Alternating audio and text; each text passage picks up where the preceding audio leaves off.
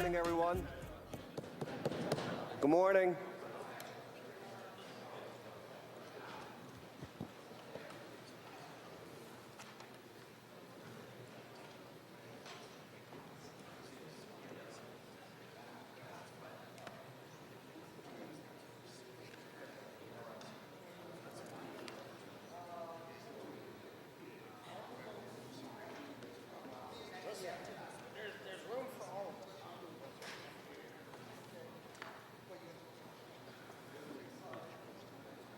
Good morning, everyone. I'm Councilman Squilla, Chair of Streets and Services.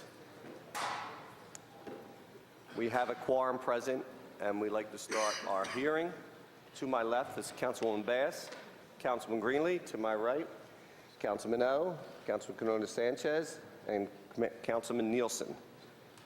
Mr. McMonagle, before we get started, I'd like to, for the record, Bill number 150147 and Bill number 140832 will be held to the call of the sponsor. Mr. McMonagle, please read the title of the first bill. Bill number 150013, an ordinance amending Chapter 12 of the Philadelphia Code regarding towing and immobilization of a vehicle for which registration information cannot be obtained. Whoever's here to testify on Bill number 150013, please come forward, state your name for the record, and proceed with your testimony. And I believe you'll be testifying on the amended version of this bill? Yes. Yes? Okay, thank you. Good afternoon, Chairman Squilla and other members of Vince. council. Close. Get closer. Move it closer. Oh, closer. Good morning, Chairman Squilla and members of the committee. Thank you. I'd like to thank Councilman O first for introducing this bill to address two loopholes in the process by which the Philadelphia Parking Authority... Vince, hold on. Is that I don't think your microphone is on. That's as loud as it goes. There you go. Put your lips right on it. Can you hear me now? Use the middle one. Can you hear what I'm saying? Can you hear me now? There you go. I read those lips, man.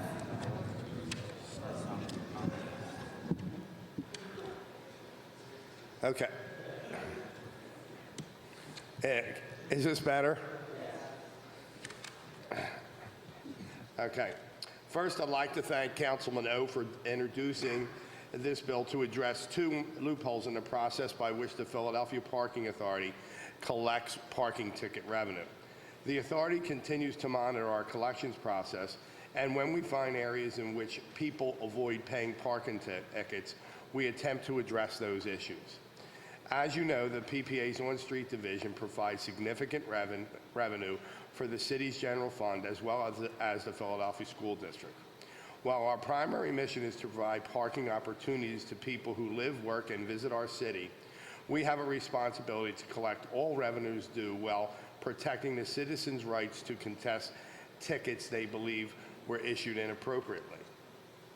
Unfortunately, there are two groups of people who are able to slip through the collection process. The first are those who do not properly register their vehicles with the Department of Transportation. There are thousands of vehicles with open parking tickets for which we are unable to get the owner's name and address. As a result, under the current system, they cannot be added to the boot and tow list because the proper notification cannot be sent by mail. This bill prevents vehicles in that category, this bill permits vehicles in that category to be placed on the list if we are unable to obtain owner information but have received at least one parking ticket with the notice of the criteria for boot eligibility. There are individuals who have not fulfilled their legal obligation to register the vehicle. That negligence should not be compounded by using it to elude legitimate collection efforts. The second issue involves those situations where vehicle owners report their plate lost or stolen after they have accumulated a number of parking tickets and get a new plate and start fresh in accumulating tickets. This proposed ordinance permits the authority to combine all open tickets for license plates previously or currently registered to them in determining boot eligibility. For example, if I had a license plate with 4 outstanding tickets and got a new license plate on which I have 1 open ticket, the current law would not make the vehicle boot eligible because it does not meet the 3-ticket threshold. However, under this proposal, the tickets from the old plate will be combined with the tickets from the new plate to permit the authority to place it on the boot eligibility list. Both of these measures only ensure the appropriate steps are taken to collect the money which is due. Tickets which are scheduled for hearings are not included.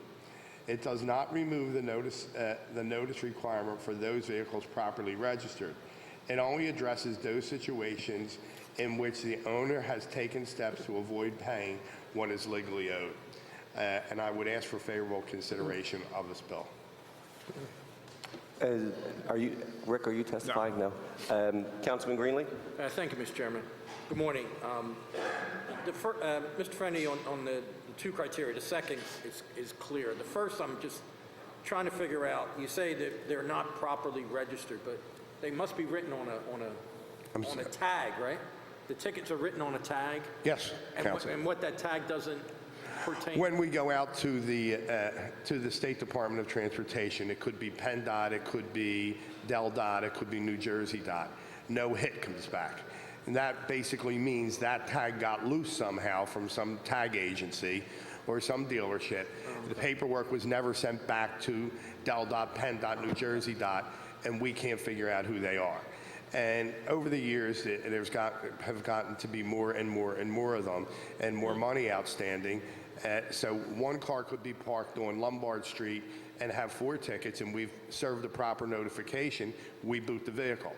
The very next vehicle could have 27 tickets on it, and because we don't have the notification process done, because we can't discover who the owner is, we pass it by and they just keep collecting tickets and just look at us. They scoff at us. That's why they're called scofflaws. And just so this would, if there was at least 1 ticket on that license that you could trace to somebody, then that would make it eligible, is that? Yes. Yeah, okay. All right, gotcha. Okay, thank you. Councilman Nielsen? Mr. Fennerty, on the same premise as Councilman Greenlee's question, if you have a car that is unregistered, you're allowed to pull that car anyhow, right? You're allowed to tow that no matter what. That the car would be basically, if the car is unregistered, a tow any time would be a live stop. That would involve a police officer stopping the car. These are parked vehicles. If that vehicle is there and it has an expired tag on it, are you allowed to tow that car? Currently? No. Under We're current just law? allowed to write a parking ticket on it. Would this legislation fix that, where you're allowed to tow a car that is improperly registered? No, it would not. Do you need other legislation to do that? Because I mean, if you're passing by a car 20 times and it's not properly registered and it doesn't hit, isn't that the car you want to be able to pick that right away and pull that into your lot? Yes, we would have to do that in other legislation, but before we would do that, if we went by and the car wasn't properly registered, the only thing we could do is cite it. Generally, we write tickets for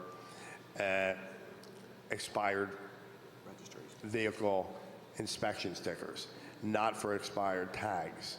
Many years ago, we went on to start writing tickets for expired tags, not having the little sticker in the corner. And I made that decision to do that, and it became a very large problem because a lot of people don't put their sticker on the car. Also, when you renew it in this day and age with over online, the online PennDOT process, you will get the paperwork to have to carry in your glove compartment, but your sticker will not come until several weeks later. And I believe council withdrew the provision to allow us to write that ticket. Can I add something? Yeah, go ahead, Rick. If I might add, State name. Richard Dixon.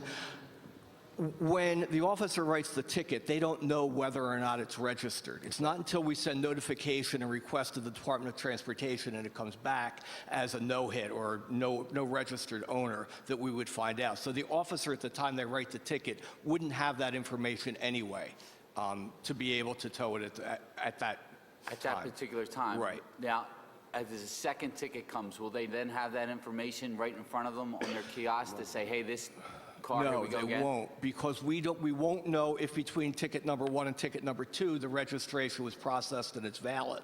So it's only after the third ticket comes back and it's boot eligible and none of them have come back with ownership information, it's then added to the boot tow file and then it's eligible to be booted. Okay, And- thank and you. Councilman, Yes. you could also be looking at the tag that escaped from a dealership or a tag agency, and it could have a current sticker on it, because most of it comes in a package, as you know. If that came out of a dealership, they put that sticker on the tag, and it just never went back. Thank you, Mr. Chairman. I have no questions.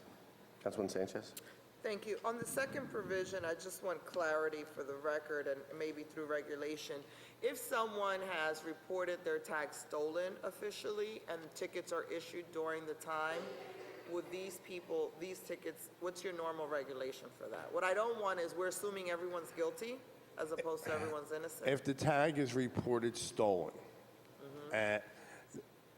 and a person comes in for a hearing or sends a complaint in to us that they got tickets after the date that the tag was reported stolen, we cancel those on the police report. These are for tickets issued before the date of the stolen tag. Many stolen tags, because you can just walk in and report them stolen, are a result of individuals accumulating parking tickets. So they go in, they report it stolen, they go to the friendly neighborhood tag agency, they do everything proper to get a new tag, then they are free to roam and start accumulating more tickets again. That's what happens. We're just trying to close the loophole. And if Vince Fenerty has 4 tickets and says, okay, I'm going to go report the tag stolen, I do, I get a new tag. Vince Fenerty follows Vince Fenerty. Same name, same address. The criteria would be very stringent. Okay. I just want to make sure we're just assuming everyone's guilty, and there have been parts of the city where there's been kind of this, tags are getting stolen. I just want to make sure that from... There are many legitimate tags stolen, but there are also Then many... we have a due process for them. Yeah, Okay. we have a due process. Thank you. Thank you. Councilman O? Thank you, Chairman. I'd just like to thank you and your agency for informing me about these loopholes. And I'd like to certainly let people know that one of the things as a councilman at large, and I think all of us come across, is frustrated residents when we go to community organizations who will say, listen, PPA is so efficient in towing cars, but when we report this abandoned vehicle sitting in front of our parking lot or in front of a private entrance or something, it's like they can never tow it.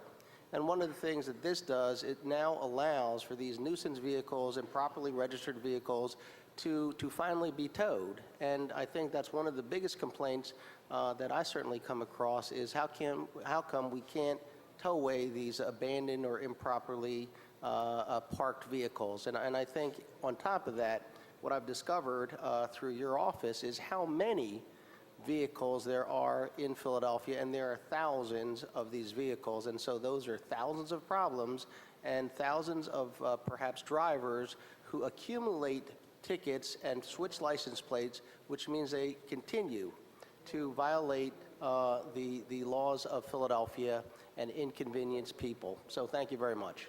Thank you, Councilman. Thank you. Any other questions? Seeing none, anyone else here to testify on Bill number 150013? Seeing none, thank you for your testimony. Mr. McMonagle, Thank you. please read the title of the next bill.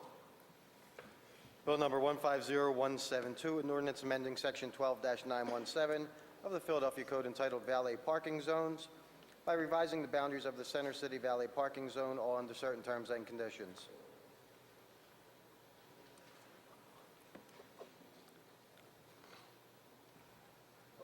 Please state your name for the record and proceed with your testimony. Keisha Duckett.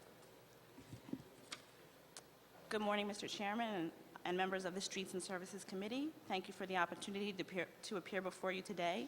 My name is Keisha Duckett, District Traffic Engineer for the Streets Department. I am here today to offer testimony on Bill number 150172. Valet parking zones are established and regulated by the Philadelphia Parking Authority in consultation with the Streets Department. These zones are intended for passenger pickup, drop-off, and to be used as a location for valet services. The Department of Streets feels that exempting Christopher Columbus Boulevard, where many upscale clubs and high-end establishments are located, may generate high demand for valet services, which may lead to traffic circulation and public safety issues. The department is also concerned that this may send a mixed message to other establishments with valet services in the city. By most commonly known definitions, Center City is bounded by the Delaware River to the Schuylkill River and from South Street to Vine Street.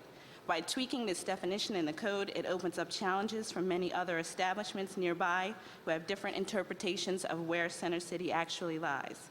The Streets Department will remain neutral on fee structure, but is opposed to this ordinance as it removes both Christopher Columbus Boulevard from the Center City boundaries. Thank you for the opportunity to appear before you today. Thank you, Mrs. Duckett. Ms. Duckett. I want to introduce this, and I'll just give you a little background on why we did it. We have a issue, Delaware Avenue, Columbus Boulevard is sort of separated from Center City by 95. And what we found out is that the due cost of the valet parking has sort of prohibited valet parking from being used in a lot of establishments. Also, what we found out is we wanted to try to, as we grow Columbus Boulevard along with the waterfront there, we're going to encourage more and more businesses there. We want them to use valet parking. We want to try to avoid what is happening now, as there are people parking in the neighborhoods, going into the neighborhoods and then frequenting these establishments, which is causing a problem for the community surrounding the area. So we believe by doing this, we can entice more businesses to open up valet. And, maybe in 2-3 years, if we see this is working well, we could come back and revisit it and go back to maybe a different option or a different pay scale. But thank you for your testimony. Thank you. Any other questions on this? Councilman Sanchez. I just want to interpret this right, because I hate traveling to my favorite store, Target, on Delaware, on Columbus Boulevard, because of the traffic. What you're saying is you want to add valet to Delaware so that folks are not double parking or that kind of stuff, and then you have more and more parking in the residential? No, but what we want to do is avoid them from parking into the Delaware Avenue on the residential streets and then walking to these establishments. We think they should be pulling up in valet zones, going to parking lots where the cars should be, and this way remove the congestion off of Delaware Avenue and off the neighboring streets when they go visit these associations. Do most of these establishments have parking lots? No, they don't. But if they have valet zones, valets will make deals with either DRWC or other parking lots around there that move those cars into those facilities, and therefore... And there are parking spots available for them? Oh, yes, there are. Okay, thank you, Mr. Chair. Thank you. Thank you. Anyone else here to testify on bill number 150172? Seeing none, Mr. McMonagle, please read the title of the next bill. Bill number 140751, an ordinance amending Section 9-204 of the Philadelphia Code entitled Sidewalk Vendors in Center City by reducing number of vending locations permitted on the east side of Fifth Street from Arch Street to Market Street, all under certain terms and conditions.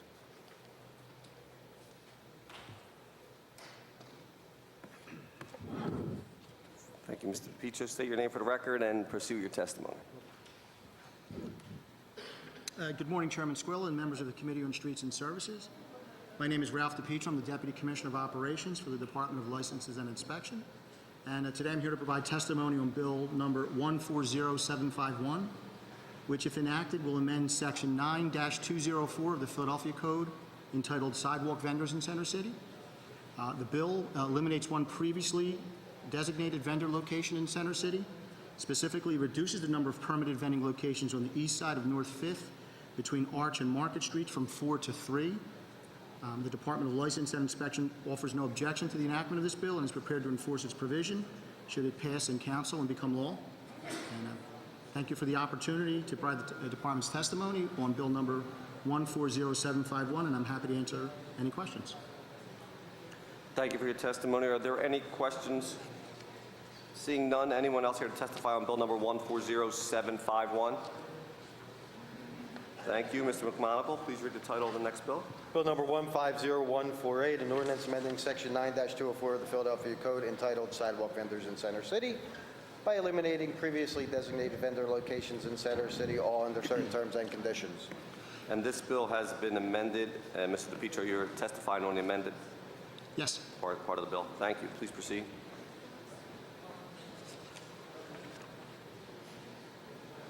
Oh, I'm sorry. Once again, good morning, Chairman Squill and members of the Committee on Streets and Services. My name is Ralph DePietro, Deputy Commissioner for Operations. I'm providing testimony on Bill 150148, which, if enacted, amends Section 904 of the Philadelphia Code entitled Sidewalk Vendors in Center City. This bill eliminates a previously designated vendor location in Center City, specifically on the west side of 7th, between Randstead and Chestnut Street. And the Department of License Inspections offers no objection to the enactment of this bill and is prepared to enforce it should it pass council and become law. And again, thank you for the opportunity to provide the testimony on 150148, and I'm happy to answer any questions. Any questions? Seeing none, anyone else here to testify on bill number 150148?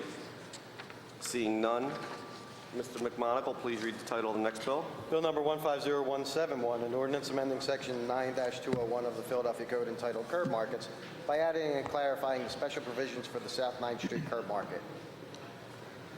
Again, Mr. DePietro, I believe you're reading these testimony as amended. I am. Please proceed. Chairman Squirrell and members of the Committees on Streets and Services. Again, my name is Ralph DePietro, Deputy Commissioner of Operations, and I'm here to provide testimony on Bill 150171, which, if enacted, will amend Section 9-201 of the Philadelphia Code entitled Curb Markets. The bill adds and clarifies the special provisions of the South 9th Street curb market. Under the current code language, the South 9th Street Curb Market Association holds a single license covering all vendors located within the curb market and is responsible for allocating the vending spaces designated in the license to vendors as it sees fit. This bill would amend the existing provisions as it pertains to grandfathered spots. Specifically, the bill clarifies that vendors with existing vendor licenses in the curb market area will be permitted to retain and operate under their individual licenses rather than be encompassed under the single license held by the association. And the association is required to provide a list of these grandfathered licenses to the department by June 1st, 2015. The bill also clarifies that the association and any grandfathered licenses are exempt from the code requirement limiting licensees to a maximum of 2 vending locations. The Department of License and Inspection offers no objection to the enactment of this bill and is prepared to enforce its provision should it pass in council and become law. And the department thanks the sponsor for working with the department on this legislation and specifically notes its agreement with the bill's provision that all licenses are contingent upon this licensee complying with all applicable codes and regulations. Thank you. Mr. DePietro, have you received the grandfathered list at this point? I have. You have that? All right. I've already received it. So review that, and L&I is aware of everybody who was involved with the process. Yes. All right. Thank you very much. Is there any other questions? Seeing none, anyone else here to testify on bill number 150171? Seeing none, Mr. McMonagle, you want to read the title of the next bill, please? Bill number 141029, an ordinance establishing a one-way regulation on East River Road from Midvale Avenue to Calumet Street northbound.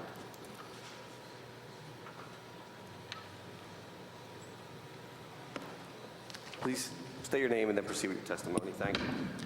Yes, hi, good morning, Mr. Chairman, members of the committee. Thank you for the opportunity to appear before you today. My name is David DeLugos, District Traffic Engineer for the Department of Streets. I'm here to offer testimony on Bill 141029.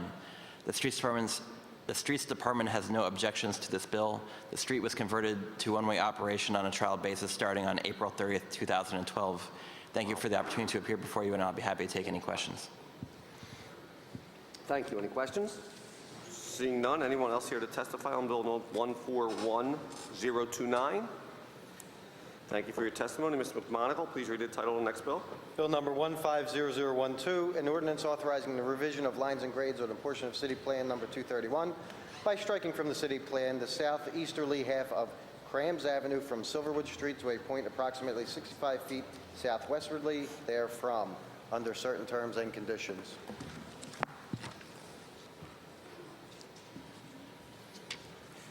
State your name for the record. Please proceed.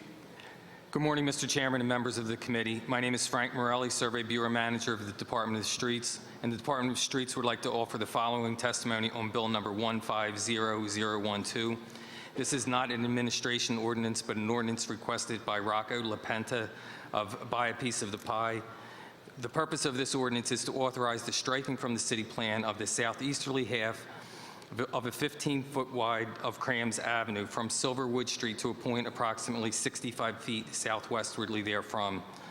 Crams Avenue at this location is not open to vehicular traffic due to the steep slope of this area. A city-maintained stairway extending within the northwesterly half of this street provides a pedestrian for pedestrian traffic. The owner of the abutting parcel on the southeast is seeking to use the southeasterly half of Crams Avenue to provide off-street parking for the residential dwelling currently under construction. This ordinance is supported by the Department of Streets and is recommended to your committee for favorable action. Good morning, Chairman Squilla and members of Streets and Services Committee. I'm Sarah Chu, City Planner with the Philadelphia City Planning Commission. I'm here to testify on Bill number 150012, which was introduced by Councilmember Jones on January 22nd, 2015. Bill number 150012 strikes from City Plan the southeasterly half, 15 feet of Crams Avenue from Silverwood Street to a point approximately 65 feet. This portion of Crams Avenue is not open to vehicular traffic due to the steep slope in the area. Additionally, there is an existing stairway along the western curb line of Crams Avenue to permit pedestrians to negotiate the slope. The stairway is unaffected by the street striking action. At its meeting on February 17, 2015, the City Planning Commission recommended Bill number 150012 for approval. This concludes my testimony. I appreciate the opportunity to testify before you today and be pleased to answer any questions you may have. Councilman Nielsen? Yes, in your testimony, you say 15 by 65 foot, and you're going to use it for parking? That's correct. The whole portion, it's the depth of his property. We're going to strike the 65 feet back and then half the width of the roadway. So we're doing this for a developer to provide parking? Correct. Is that your testimony? That's correct. And how is the city being compensated for this land that we're giving up? The street was not, the city didn't pay damages when we opened the street, so therefore when we strike the street, the city isn't compensated for it. Only when we pay damages in opening a street do we get compensated for it. So we're giving 15 foot by 65 foot of property away? Correct. And we're not getting compensated for it? No, there's no compensation. Are we in the practice of giving city land away like that? Well, for the streets department, we're concerned for pedestrian vehicular traffic. The steep slope of this, we could never develop a roadway through this section. So we look at it as excess inventory for street purposes that we're liable for the maintenance of at this point. How's this land going to be transferred? Once it's stricken from the city plan, there would be a deed prepared to include it in the adjoining person's parcel of ground. Is this for one individual or for multiple individuals? It's for one individual. Thank you, Mr. Chairman. Any other questions? Seeing none, anyone else here to testify on Bill number 150012? Thank you, Mr. Hold on, McMahon. Mr. Chairman, yeah. I just want to make certain I get this straight. This happens all the time, you say? Correct. So if the city owns any land on a hill, we just give it away? No, there's streets on the city plan that have never been improved, and we don't have any intention of ever improving them. So if we're petitioned to strike them, in that situation, we would strike them. And on some of the streets, we are compensated. It's how we acquired them. Were all the residential properties along this street offered some of this land that we're giving away? No, just the adjoiner. The adjoiner on the other side will he'll sign off on it, an agreement that he's supportive of it. So I'm not sure Crams Ave. I think there's two sides. This the butts behind the houses. Is that what we're looking at? Say that I'm again. not certain on the neighborhood. There's houses on both sides of this? Yeah, if you would want, I have a map, I could show it to you. That'd be great. Yeah.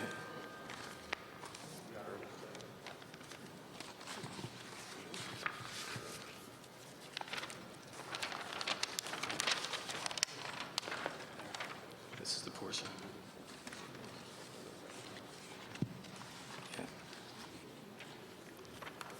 Yeah, Councilman, all the homes are fronting along Silverwood in that street, along that area. Okay.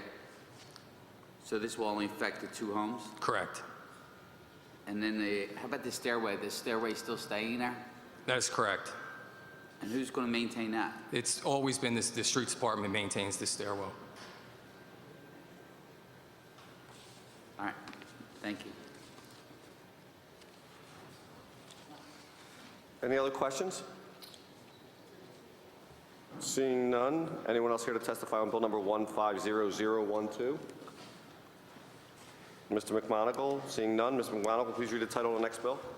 Bill number 150094, an ordinance amending Section 2 of an ordinance, Bill number 120903, approved January 14, 2013, entitled, "An Ordinance Authorizing the Revision of Lines and Grades on a Portion of City Plan Number 156 by striking from the City Plan 4th Street from Allegheny Avenue to Lippincott Street, striking from the City Plan Lippincott Street and from 4th Street to its terminus westwardly therefrom, reserving and placing on the city a plan of right-of-way for sewer and drainage purposes within the lines of Lippincott Street being stricken, placing on the city plan a right-of-way for sewer and drainage purposes extending from the intersection of 4th Street and Lippincott Street eastwardly to the intersection of American Street and Lippincott Street, and placing on the city plan of right-of-way for sewer and drainage purposes extending from the intersection of Clearfield Street, 4th Street, and Gurney Street northeastwardly to the intersection of American Street and Lippincott Street, and authorizing the acceptance of the grant to the city of the said rights of way for sewer and drainage purposes, all under certain terms and conditions, by extending the period for compliance with the terms and conditions stated therein." Please proceed. Good morning, Mr. Chairman and members of the committee. My name is Frank Morelli, Survey Bureau Manager of the Department of Streets, and the Department of Streets would like to offer the following testimony on bill number 150094. This is not an administration ordinance, but an ordinance requested by Mr. Peter Tantalia of Tantalia Associates Incorporated. The purpose of this ordinance is to amend a previous ordinance, bill number 120903, which authorized the striking from the city plan of 4th Street from Allegheny Avenue to Lippincott Street and Lippincott Street from 4th Street to its terminus westwardly therefrom, and placing on the city plan of several rights-of-way for sewer and drainage purposes. This amendment will extend the time period for compliance with the terms and conditions of the authorizing ordinance for an additional 2 years. The streets proposed to be stricken are not paved and not open to the public traffic, and the Streets Department is not desirous of constructing streets at this location. The proposed rights-of-way for sewer and drainage purposes will encompass the existing sewers which traverse the site and which will remain in place. This action will facilitate the plans for proposed commercial development at this location. This ordinance is supported by the Department of Streets and is recommended to your committee for favorable action. Thank you. Please proceed. Good morning, Chairman Squilla and members of Streets and Services Committee. I'm Sarah Chu, City Planner with the Philadelphia City Planning Commission. I'm here to testify on bill number 150094, which was introduced by Councilmember Sanchez on February 12, 2015. Bill number 150094 will extend the period for compliance with the terms and conditions of the original ordinance, bill number 120903. The Planning Commission had recommended approval for bill number 120903 on December 11, 2012. The bill is consistent with the previously approved bill. At its meeting of March 17, 2015, the Planning Commission recommended bill number 150094 approval as an item in accord with previous policy. This concludes my testimony. I appreciate the opportunity to testify before you today and be pleased to answer any questions you may have. Any questions? No questions. Anybody else here to testify on?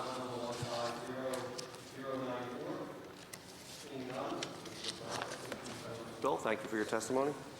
Bill number 150092, an ordinance authorizing Lisa Lombardo to construct, own, and maintain an exterior metal staircase encroachment at 2400 South Woodstock Street, Philadelphia, PA 19145, all under certain terms and conditions.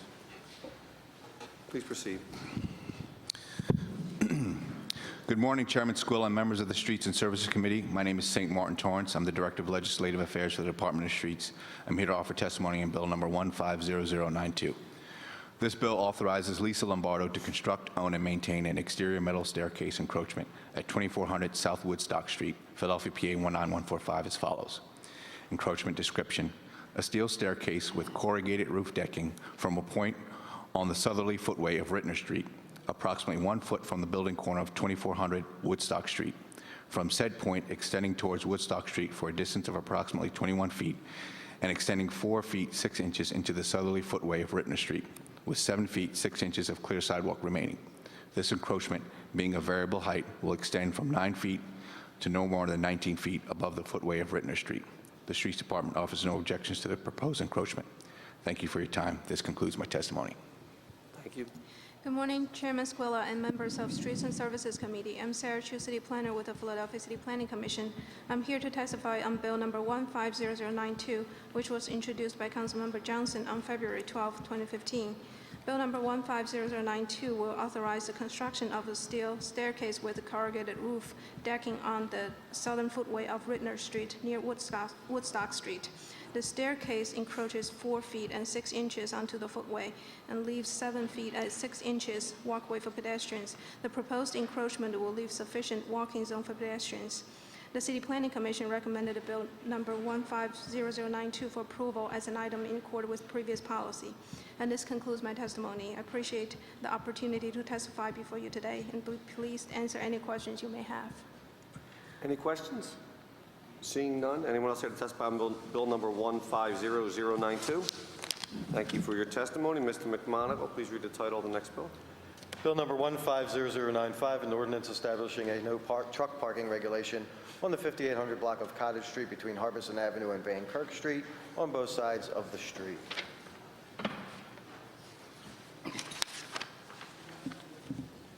Thank you. Could please state your name for the record and then proceed. Good morning, Mr. Chairman and members of the Streets and Services Committee. Thank you for the opportunity to appear before you today. My name is Nicholas Sensurik, District Traffic Engineer for the Department of Streets. I'm here today to offer testimony on Bill number 150095. This regulation was posted on December 2nd, 2014 as a trial. We have not received any complaints or concerns from the residents. As such, the Department of Streets has no objections to this bill. Thank you for the opportunity to appear before you today. I will be happy to answer any questions you may have at this time. Any questions? Seeing none, anyone else here to testify on Bill number 150095? Seeing none, thank you. Mr. McMonagle, please read the title of the last bill.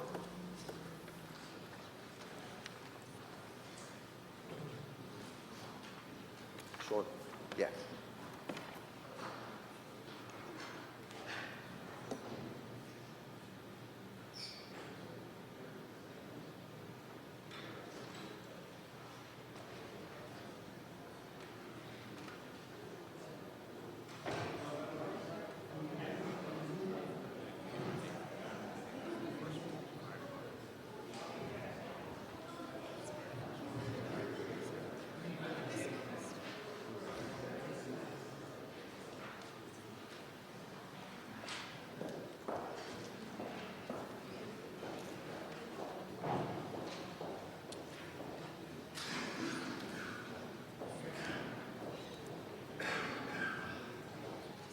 Jeff.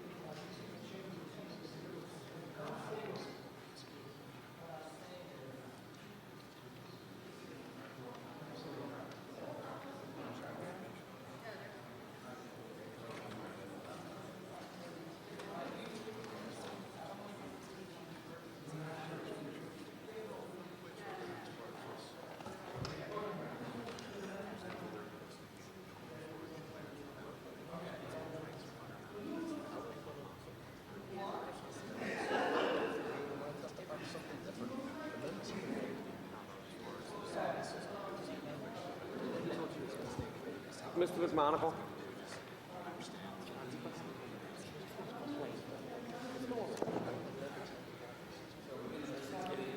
Yeah. Yes. Yeah, that's the purpose. Mr. McMonagle, please read the title of the bill, and then we'll have Mr. Christmas explain the amendments to the committee, and then we'll move forward. Thank you. Bill number 140644, an ordinance amending Section 9-203 of the Philadelphia Code entitled Street Vendors by providing for the inspection and regulation of mobile food vendors that use propane or other combustible fuel, adding definitions, providing for enforcement and penalties, and making technical changes all under certain terms and conditions. Thank you. Mr. Christmas, would you like to just state your name for the record and then proceed with the explanation of the amendments to this bill? Thank you, Mr. Chair. My name is John Christmas, and the proposed amendments for Bill 140644 are the first one can be found on page 2 of the amendment at B, first little I, where the semi-enclosed cabinet where the propane tank can be housed. At the industry's request, a Mobile Food Association industry's request, that the top of the semi-enclosed cabinet not be required to be vented. It just appears that when they're manufactured, they're vented from the bottom. It is not a safety concern about it not being vented at the top because the gas sinks, it's heavier than air, and it's vented from the bottom for that reason. And so we made that change. The second change that we made on that page is at E. A mobile food vehicle shall carry no more than, it had said 40 pounds of propane natural gas. It now says 120 pounds. And it used to say that it could only be in 40-pound, one 40-pound tank because you were going to be carrying, or two 20-pound tanks. Now it's going to be 3 40-pound tanks. And the fire department has indicated that 40-pound tanks have certain safety features that, so they wanted us to keep it using the 40-pound tanks, and that they are going to do some research because the Mobile Food Association folks have indicated that now there are 100-pound tanks that are available that also have the same safety feature as a 40-pound tank. And the fire department wants to go and independently learn that and check that. So that's that change. Then on page 3. John, can I have a question around that? Sure. So what is wrong with us saying that the fire department will promulgate regulations based on what their safety standards are so that we don't have to come back and amend it? Because you're being specific here.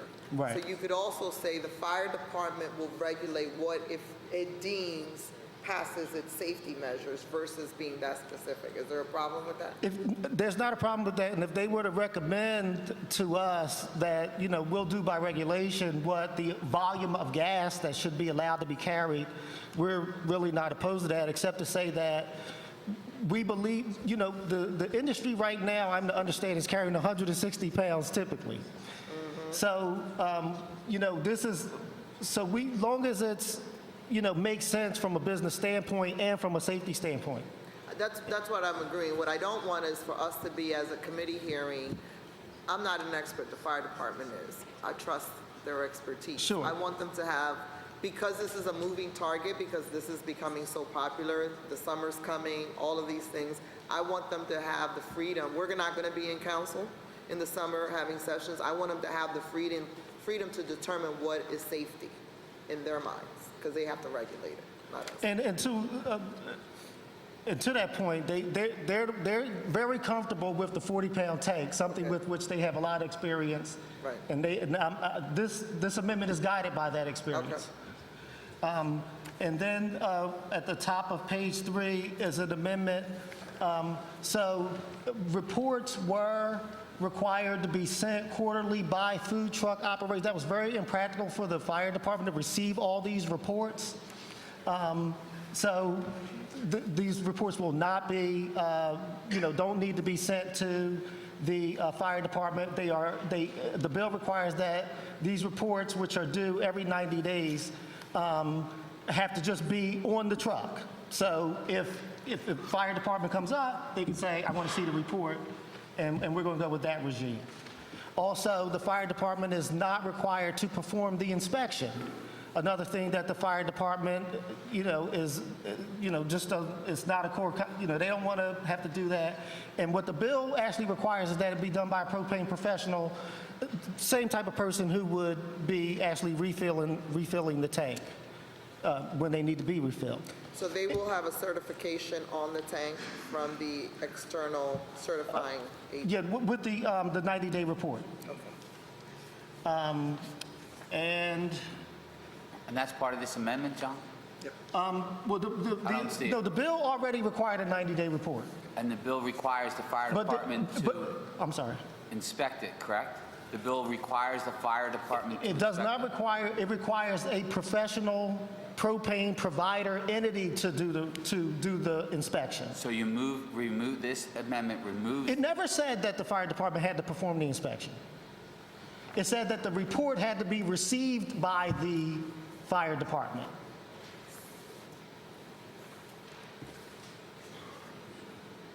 And then the final amendment is that the bill had required that propane facility providers maintain the reports of all of these entities, and that's not required anymore. So that propane providers don't have to maintain reports of food truck refills and food truck safety reports. And we're not less safe because of that. So those were the proposed amendments at this point. And as I say, the fire department wants to come back and have further conversation, possible amendments around the size of tanks. My question, real quick, and before we go on the other questions. If we were to say that these were the preferred methods, but the regulations could be changed and altered by the fire department at any time, is that something that would stand as far as giving them the power to regulate and/or change depending? Because if not, we're going to have to change this every time we find something new. New tanks come out, bigger tanks come out, or whatever it is. You're going to have to come back to council every time. I mean, that's a great idea. I think with, I could, and if, when they come back, I will know, even if they come back to me with a certain number or a certain type of tank, I'll add language that say, or is otherwise provided by the fire department by regulation. All right, thank you. Thank you, Greg. Council President? I can wait till the rest of the question. Okay, no, we're good. I'm good. I'm good too. Council President? Thank you, Mr. Chairman. Thank you, Mr. Christmas.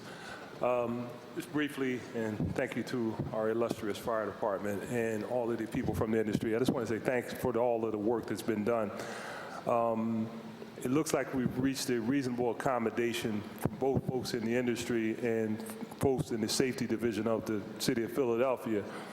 But I think that ultimately, at some point, we understand this whole jurisdictional issue with respect to some of the inspections, and ultimately, it's our hope that we enter into some sort of an agreement with the state to give us on the local level the authorization to have full inspection authority.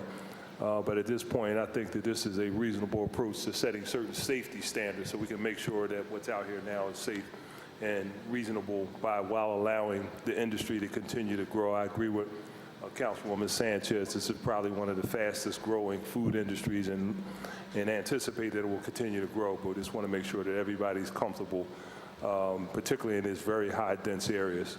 So it's our hope that we can get these amendments adopted today and continue conversation with the state to get some further inspection authority. So thank you, Mr. Chairman. Thank you, Mr. President. All right, I guess can we listen to the testimony for this and decide how to move forward? Anyone else here to testify on bill number 140644? Mr. Resnick, please state your name for the record and then proceed with your testimony. Good morning, Mr. Chair, members of the committee. My name is Michael Resnick, Director of Public Safety for the City of Philadelphia. The Fire Department, the Deputy Commissioner Corrigan, Deputy Commissioner for Technical Services, and Deputy Commissioner Jesse Wilson, Deputy Commissioner of Operations, were prepared to give testimony on the previous iteration of this bill. We understand that there were amendments that were just introduced which changed the tenor of the bill, so I believe that the testimony that was previously prepared for the previous bill is no longer relevant. So I don't want them to give that testimony. It's also my understanding that the bill will be held to allow us to work out some of these issues. And I just wanted to put on the record the fact that the City of Philadelphia, the Fire Department, any other city agencies will continue to work closely with Council, the Council President's Office, Mr. Christmas, the industry, to formulate a bill that assists the industry, but also guarantees safety for the citizens, because this is a very important life safety issue. So we're committed to continue to work with and formulate changes in this bill and to provide guidance and research and information to staff to make sure that we get this right. Do you think, sort of what Councilwoman Sanchez said about giving the regulated authority to the fire department to have those regulations in place and or change, the ability to change as when new regulations seem to be needed, that would be something that would adhere to what the fire department would like? I think we would like to go back and study the issue. I think, and I understand the Councilwoman's point. I mean, that provides us with flexibility when industry standards and best practices change. We don't have to come back here and revisit it. That's a possibility. But, you know, we had a conversation in the back in the corner about half an hour ago, and I don't want to commit to anything that we discussed in the back in the corner a half hour ago. I'd like the professionals to go back and do the research, do their due diligence, and inform me what their opinion is, and then we can come back and work with the council staff to make sure the changes are appropriate. But I understand the purpose of it. Sitting here, it sounds like a good idea, but you know, I'd like to be able to go back and really research the issue. Councilman Nielsen? Thank you, Mr. Resnick, for your testimony today. I just want to point out to the department, I know they're up to date on NFPA. The NFPA 1 and 96 are both have a committee together right now that are investigating the best way to regulate these food trucks. And I would just bring your attention to, I know someone from the department sits down there, so maybe they can look that up. But they're looking now to amend Section 1 and 96, both of them, to regulate these on a nationwide level for the safety of the trucks, the equipment put in these trucks, and everything else. So I just wanted to point that out and put that on the record for you.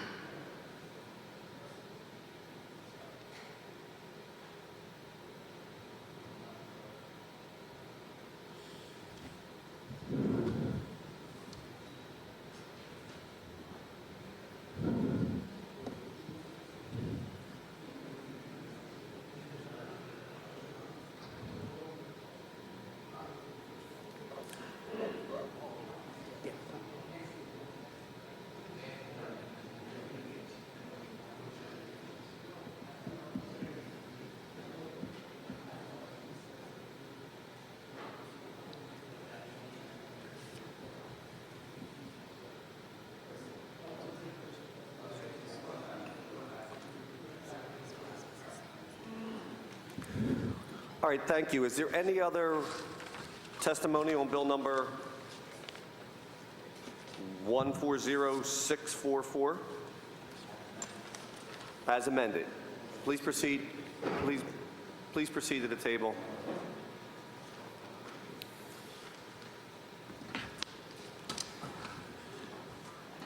My name is Robert Mitchell, and I'm here to represent the Philadelphia Mobile Food Association.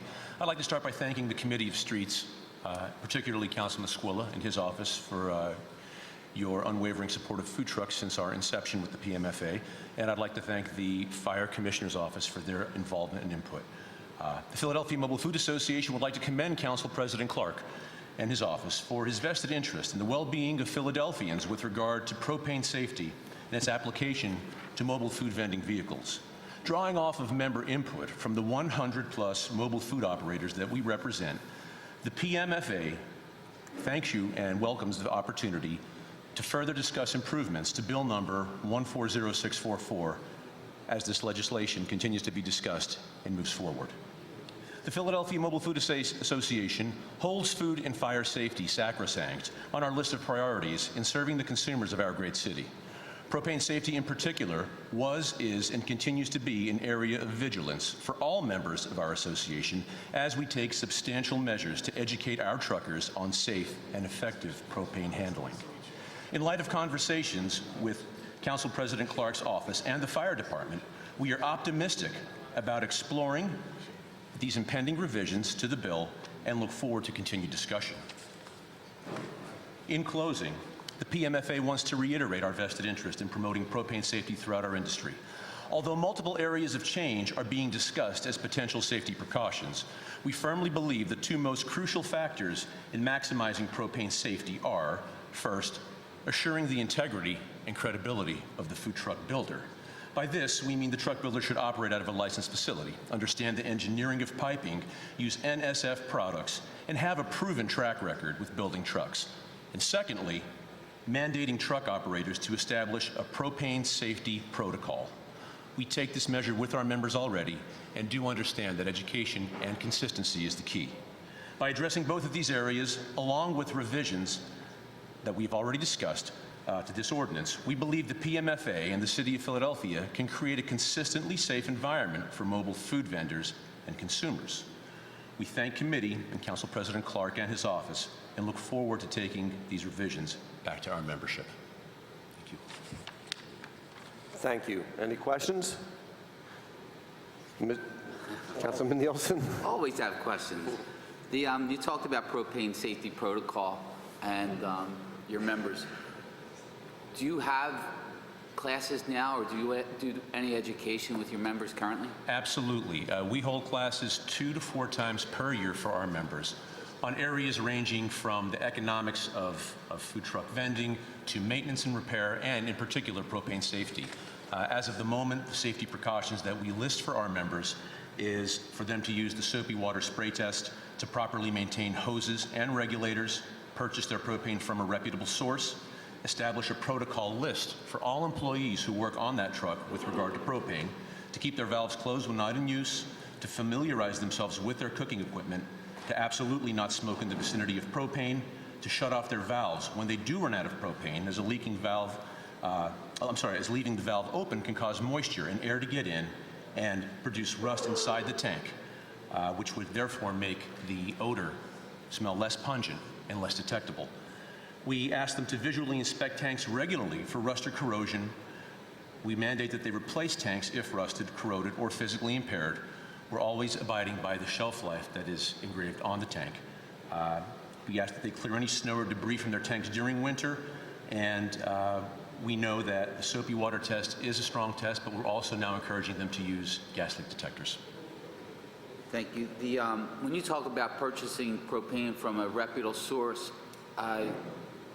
isn't propane regulated by the Commonwealth and other federal agencies on where to buy and sell the propane? I believe it is. I know that our members purchase from licensed liquid propane. Licensed by the Department of Labor and Industry? Correct. Pennsylvania. All right. Thank you. I have no further questions, Mr. Chairman. Thank you. Any other questions? Again, thank you for your testimony and for your advocacy for this industry, and I'm looking forward to all the rules and regulations to make this a more flourishing and better industry here in the city of Philadelphia. Anyone else here to testify now on bill number 140644? Seeing none, I'd like to end the hearing and go into committee.